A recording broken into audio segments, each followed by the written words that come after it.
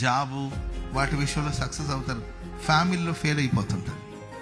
మంచి ఉద్యోగం సంపాదించి చాలామందిని చూస్తున్నాం, పెద్ద ఉద్యోగం, లక్షల రూపాయల సంపాదన, అంత బాగుంటుందండి. కానీ కుటుంబ విషయాలకు వచ్చేసరికి భార్య వల్ల ఏదో సమస్యలు, ఇంటికి వచ్చేసరికి ప్రశాంతత ఉండదు.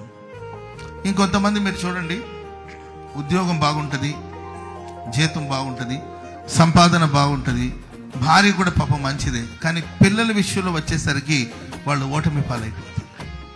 పిల్లలు మనం సరిగా పెంచలేదా, పిల్లలకు మనం బుద్ధి చెప్పలేకపోయామా, ఎందుకు పిల్లల విషయంలో మనం ఓడిపోయాము అని వేదన పడుతూ ఉంటాం. కొంతమంది ఫ్యామిలీ అంతా బాగుంటుందండి, కుటుంబం అంతా, భర్త మంచోడు, భార్య మంచిది, పిల్లలు మంచోడు, ఫ్యామిలీ అంతా చర్చలో ఉంటారు.